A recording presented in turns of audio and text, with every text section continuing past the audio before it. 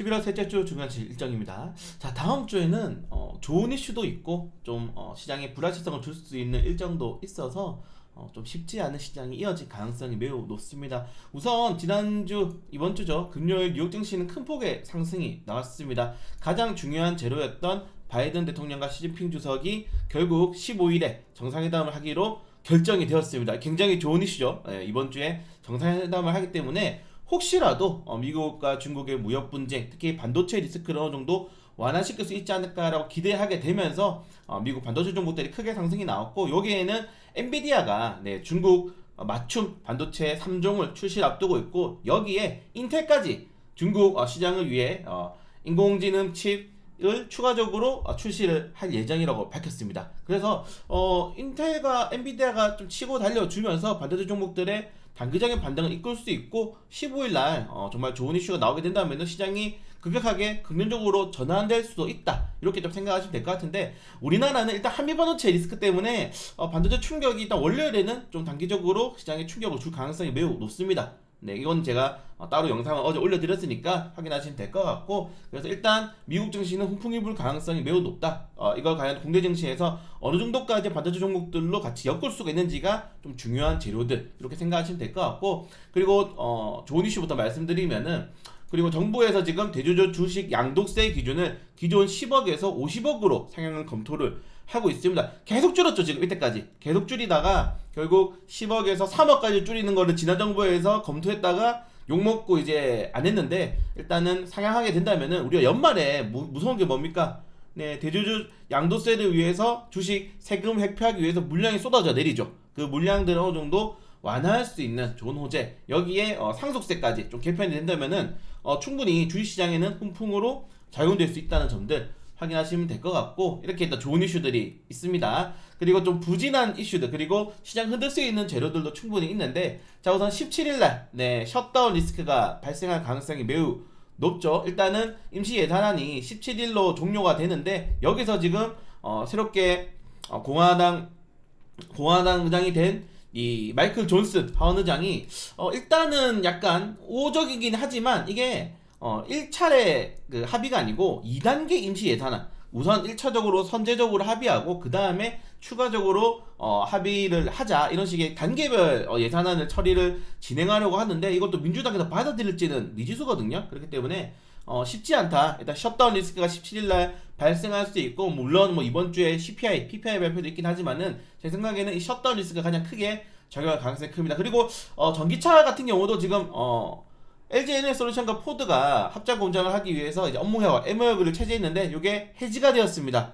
이 수요 둔화 우려가 계속적으로 커지고 있어요. 2차전지 종목들 같은 경우에는 공매도를 해지한다는 단기적인 호재로 인해서 탄력이 나왔지만은, 이미 월요일 날에 시가, 종가, 고가를 다 깨버리고 하락세를 이어나가고 있기 때문에 쉽지 않다. 특히 내년도에 전기차를 포함한 이 자동차, 완성차에 대한 판매 대수를 지속적으로 하향을 지금 조정이 나오고 있기 때문에, 올해 정말 피크아웃 가장 실적이 잘 났잖아요. 현대차도 그렇고. 그래서 내년에 과연 이 실적을 이어나갈 수 있을까? 내년 같은 경우에는 고금리가 정말 2년 동안 지속되기 때문에 이제 기업들도 그렇고 개인 투자자들도 그렇고 더 이상 소요할 수 있는 이런 자금이 많이 없어질 것이다. 경기 둔화를 우려를 많이 하고 있기 때문에 거기에 대한 부담감들이 전기차 시장에 대한 수요 둔화를 결국 촉발하고 있다. 계속 말씀드리지만은 전기차는 내연기관차보다 비쌉니다. 그 비싼 주요 원인이 배터리고요. 우리나라 같은 경우는 그 배터리 종목들의 지금 PBR이 엄청나게 높은 상황이에요. 그래서 단기적인 조정은 나올 수밖에 없다는 점들 좀 확인하시면 될 것 같습니다. 그래서 이번 주에 좋은 재료도 많고 좀 부진한 재료도 있기 때문에 역시나 계속적으로 변동성이 높은 시장이 이어질 가능성이 매우 높다는 점들, 다만 여러분들이 꼭 체크하셔야 될 게, 안 좋은 뉴스들이 이때까지 새롭게 나온 게 아니에요. 네, 셧다운 일정이 나와 있었고 전기차 수요 둔화도 우리가 알고 있었잖아요. 주가가 좀 과다하게 떨어지고 있을 뿐이지. 근데 여기에 상속세라든가 양도세에 대한 이슈들은 새롭게 나올 수 있는 호재들이란 말이죠. 그런 것들을 본다면은 충분히 시장의 반등을 돌릴 수 있을 만한 좀 재료가 나올 수 있다. 그래서 결국 이거를 결정하는 거는 투자십니다. 투자자들이 과연 이 악재들을 볼 것인가, 셧다운 전기차 수요 둔화를 볼 것인가, 아니면 반도체 종목들의 반등을 좀 기대하면서 반도체 종목들로 수요를 좀 밀어 일으킬 수 있을 것인가, 이게 가장 중요하지 않나. 결국 투자십니다. 우리나라 시장이 특히나 그렇잖아요. 그래서 여러분들도 이런 뉴스 하나하나에 너무 막 몸에 다실 필요 없고 결국 시장에서 중요한 건 수급이고 우리는 이런 시장을 좀 잘 지금 버텨야 되는 단계지 않나라고 생각이 됩니다. 그걸 제외하고는 뭐 다 설명을 드렸던 내용들이라서 좀 빠르게 넘어가면 될 것 같고 이번 주는 뭐 빈대 관련 테마주도 게임 관련 테마주도 뭐 유명해도 그룹주들이 많이 올랐긴 하지만은 사실상 지금 게임 업종들 같은 경우에는 NC, 크래프톤, 넷마블 다 실적 펄어비스도 그렇고 실적 다 어닝 쇼크예요 지금. 게임 테마주들의 실적은 지금 좋지 않다. 네, 뭐 파노 발급 기대가 비트코인 상승, NFT 상승으로 끌어올리기에는 그냥 언론 플레이가 좀 더 한몫하지 않았나 생각이 되고요.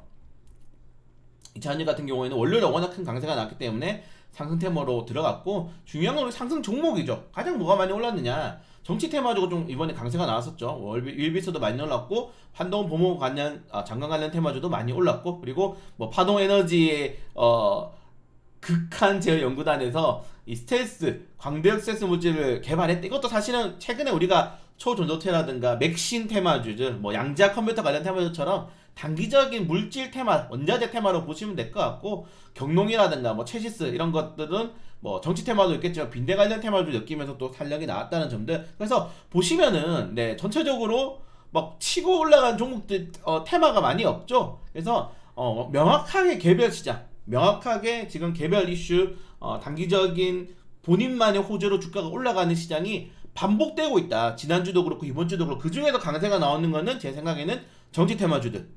네, 정치 테마주가 가장 강세가 나와요. 가장 안 떨어져요 지금 시장에서. 그래서 총선 앞두고 정치 테마주 관련해서 좀 적극적으로 공략하시는 게 좋을 것 같고 지금 반도체라든가 2000년 같은 경우는 변동성을 줄 수 있는 재료들이 많아요. 우리가 투자를 하실 때 베팅이라고 저는 많이 말씀을 드리는데 그냥 주식시장이 상승과 하락 5대5라고 생각하시잖아요. 그렇지 않아요. 시장에 대한 흐름, 증시 주변의 전체적인 분위기, 그 종목에 대한 분위기를 칠 때 시장의 지금 상하락률은 상승률이 한 1, 2%?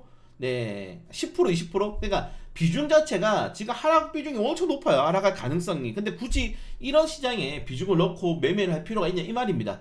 다른 종목들이 변동성이 높은 마당에 그 변동성이 충분히 조정이 나오고 떨어진 다음에 내가 주식을 사도 늦지 않는다. 네, 시장이 내가 뭐 늦게 막차 탄다고 해가지고 올라간 종목들이 떨어지지 않고 떨어진 종목들이 안 올라가지 않습니다. 네, 그래서 지금 시장의 변동성에서는 제가 거듭 말씀드립니다. 비중은 5% 미만. 그래서 지금 주도주 업종들 위주로 계속적으로 단타를 치면서 지금 시장 계속적으로 약간 복귀하고 시장의 흐름을 이해하는 거지. 우리가 1월달에 뭐 1월달부터 6월달처럼 대대상승장에서 제가 이렇게 말씀드리지 않았잖아요. 근데 떨어질 때는 그냥 한 발 물러서서 보는 게 가장 좋습니다. 그런 것도 체크하시면 될 것 같고 위에서 말씀드린 것처럼 시장에 좋은 재료도 많이 있어요. 그 좋은 재료도 우리는 기다리고 투심 좀 회복되길 기다리는 게 가장 좋은 패턴이지 않나 좀 말씀을 드리고 싶고요. 월요일부터 네, 반도체 종목들 에이징랜드, SY 스틸텍이 신규 상장을 합니다. 자, 요새 대부분이 다 확정 공모가가 상당히 초과돼서 이게 별로 의미 없다라고 말씀을 드리고 싶고요.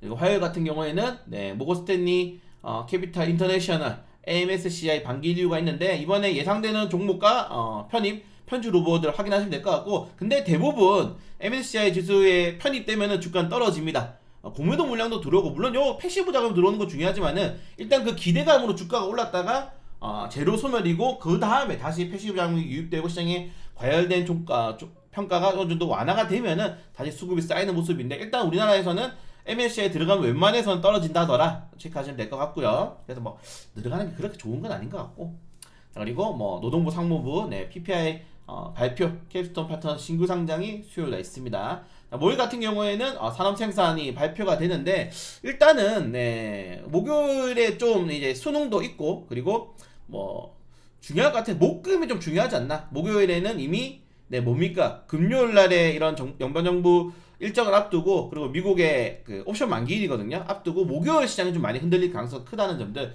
오늘 지표 발표를 많이 하죠. 네, 시장이 좀 흔들릴 수 있다는 점들 확인하시면 될 것 같고 네. 그리고 금요일날 미국 옵션 만기 그리고 에코프로 머테리얼즈가 신규 상장을 하게 됩니다. 확정 공모가가 하단을 찍었고 수요 예측이 이번 최근에 상장했던 두산 로보틱스의 10분의 1 정도로 굉장히 부진했기 때문에 이걸 통해서 이제 2차전 종목들의 명암이 확실히 가리지 않을까. 네, 흥행하려면은 에코프로 포함해서 과대 납폭을 해가 다시 올라올 수 있겠지만은 이것까지 무너진다면은 시장에서 다른 전문가들이 말하는 게 맞았네. 그 배터리 그 군단이 말하는 것보다 시장 외부에서 말하는 게 맞았냐 하면서 투자자들이 포기할 가능성도 높다는 거죠. 그런 것도 좀 잘 확인해 볼 필요가 있을 것 같습니다. 네, 그래서 다음 주도 뭐 좋은 재료가 안 좋은 재료가 계속 섞여서 나오고 있는데, 자, 중요한 거는 네, 긍정적인 재료들이 계속 나오고 있다는 거예요. 그리고 연말을 앞두고 만약에 주식 양도세라든가 상속세가 조금 더 빠르게 개편된다면은 시장에서 훈풍이 될 수도 있다는 점들 꼭 확인하시면 좋을 것 같습니다. 네, 남은 주말 잘 보내시고 저는 큰일이었으면 내일 장전 시황을 찾아뵙도록 하겠습니다.